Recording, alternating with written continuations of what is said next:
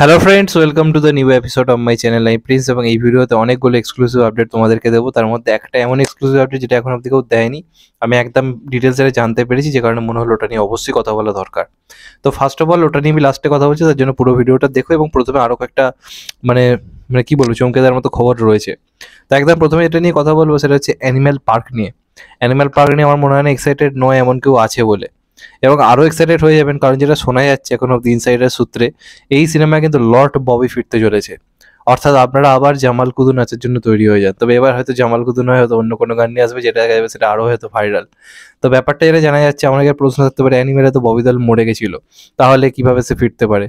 এক যেটা হতে পারে, ধরা হচ্ছে যে এই চরিত্রটা স্পিন অফ গল্প মানে পার্টি করা হচ্ছে, সেটা নিয়ে একটা আলাদা সিনেমা হতে পারে। কারণ ববি দলের যে পার্ট কম ছিল সেটা নিয়ে কিন্তু অনেকে অভিযোগ করেছে। তো সে কিভাবে এরকম হয়ে গেল, তার চরিত্রটাকে ডিটেলস সেটা নিয়ে একটা অন্য সিনেমা হতে পারে। অথবা অ্যানিম্যাল পার্কে এমনটা দেখানো হতে পারে যে অ্যানিম্যালের লাস্টে যাকে মারা হয়েছে সেটা হয়তো ববি দেওয়ালই নয়, হয়তো ওটা কোনো একটা ডামি ছিল।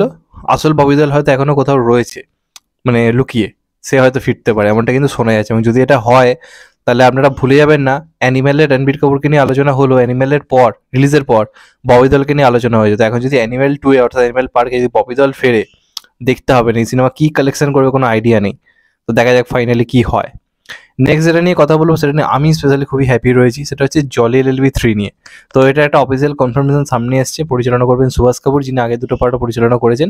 তো এই পার্টে কিন্তু আমরা প্রত্যেকবার তো জলির সঙ্গে অন্য একদিন থেকে অপোনেন্ট একজন উকিলকে দেখতে পাই। এইবার যেটা বড় চমক হচ্ছে, এই সিনেমায় দুটো উকিল যে থাকবে, দুটোই জলি। একদিকে হচ্ছে জলি 1 এর আরশাদ ওয়ারসি, একটা হচ্ছে জলি 2 এর অক্ষয় কুমার। এই দুজনের মধ্যে কিন্তু একটা ফেস অফ এই সিনেমায় থাকতে চলেছে, যেটা নিয়ে আগেও অনেকবার খবর সামনে এসেছিল, কিন্তু এবার অফিসিয়াল কনভার্সেশন সুভাষ কাপুর একটা ইন্টারভিউতে জানিয়ে দিয়েছে যে এটার কাজ, স্ক্রিপ্টের কাজ কমপ্লিট, এটার শুটিং এই বছরের শেষের দিক থেকে কিন্তু স্টার্ট হতে চলেছে। তো জলি 1 আরশাদ ওয়ারসির মতো অভিনেতা, ভালো অভিনেতা, যার কিন্তু বক্স অফিস অতটা ভালো নয়, কিন্তু তাও সে যখন লিড চরিত্রে অভিনয় করে জলি এলবি 1 যখন সে করেছিল, তখন কিন্তু সেটাও কিন্তু বক্স অফিস যথেষ্ট চলেছিল। এবং জলি এলবি 2 যখন অক্ষয় কুমার নিয়ে আসে, সেটাও কিন্তু প্রথম পার্টের 3 গুণ বেশি বিজনেস করে, প্রায় 130-140 কোটি বিজনেস করে সিনেমাটা কিন্তু সুপারহিট হয়েছিল। তো এই যে ফ্র্যাঞ্চাইজিটা, জলি ফ্র্যাঞ্চাইজির একটা হিউজ জনপ্রিয়তা রয়েছে।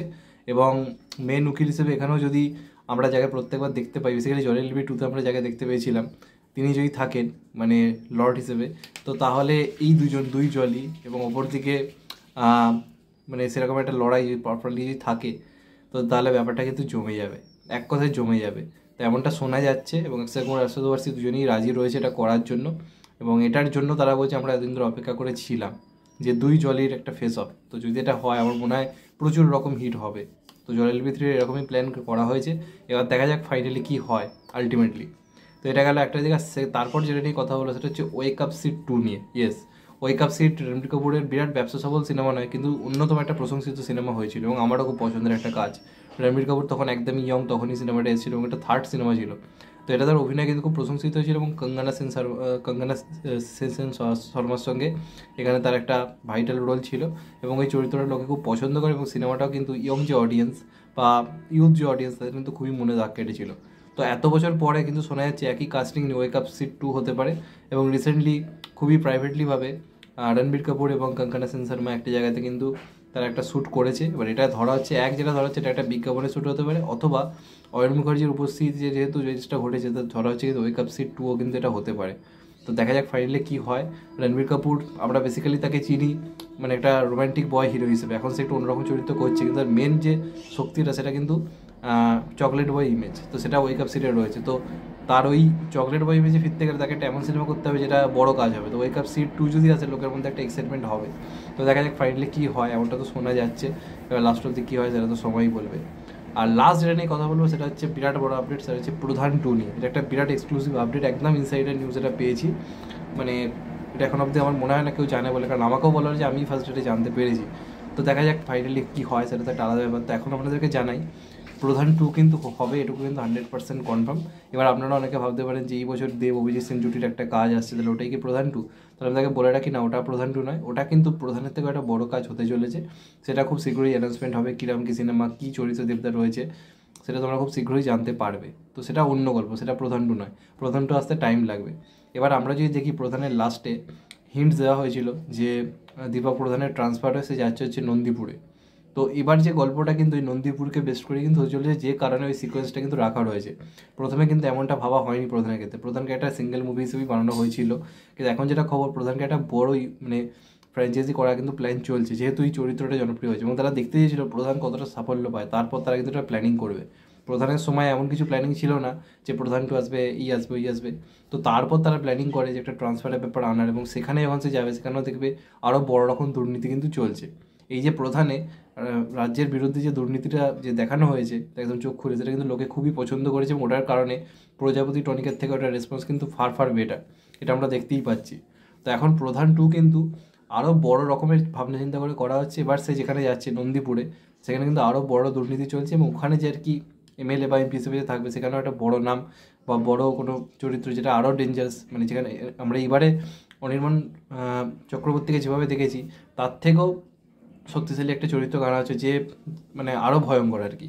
এবং সেটা খুব শীঘ্রই মানে স্ক্রিপ্টিংয়ের কাজ স্টার্ট হবে, এবং তারপর কিন্তু প্রধানটা কিন্তু 100% আসবে।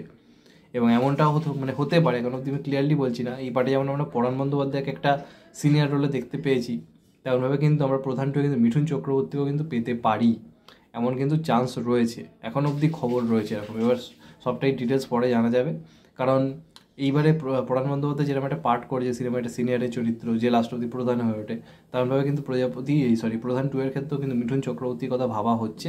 তবে এখনও অবধি কিছু মানে পুরোপুরি ফাইনাল করে নেওয়া বা মিঠুন চক্রবর্তীকে অ্যাপ্রোচ করা এই সমস্ত জিনিসগুলো ঘটেনি, প্রাথমিক পর্যায়ে ভাবনা চিন্তা চলছে। এবার ফাইনালি কী হয় সেটা তো সময়ের উপর নির্ভর করবে। তো এবারে কিন্তু এটুকু বলা যেতে পারে, প্রধানের থেকে প্রধান টু বড়ো হবে, এবং দুর্নীতিটাকে আরও বড়ো করে চোখ খুলিয়ে দেখানোর মতো কিন্তু করা হচ্ছে, যাতে প্রথমেরটাকে লোকে ভুলে সেকেন্ডটাকে নিয়ে আলোচনা করে। তো দেখা যাক ফাইনালি কী হয়, আমি তো বেশ এক্সাইটেড, এবং দেবের লাইন আপ ভাই ভয়ঙ্কর থেকে ভয়ঙ্করতর কিন্তু হচ্ছে। তো দেখা যাক, তো এখন দেরি আছে, আশা করছি খুব শীঘ্রই তাদের পক্ষ থেকে অ্যানাউন্সমেন্ট করা হবে। এই বছর যে সিনেমাটা রিলিজ করবে দেব অভিজিৎ সেনের, তারপর হয়তো এটা অ্যানাউন্সমেন্ট হবে। তো টাইম লাগবে বস, কারণ এখন দেবের তো অনেক সিনেমা রয়েছে, প্রধানটুকে দেবে একটা অস্ত্র হিসেবে রেখে দিচ্ছে, যখন দরকার হবে ব্লাস্ট করে দেবে বক্স অফিসে। তো দেখা যাক ফাইনালি কী হয়। তো এইগুলোই ছিল মোটামুটি আজকের আপডেট। চ্যানেলটা নতুন হলে চ্যানেলটাকে সাবস্ক্রাইব করে দিও and get the bell icon. ভালো থেকো সবাই, টেক কেয়ার, নমস্কার। আবার দেখা হবে এখন মতো, ভাই সবাই ভালো থেকো, সুস্থ থেকো, টেক কেয়ার, নমস্কার, এখনো মতো, বাই।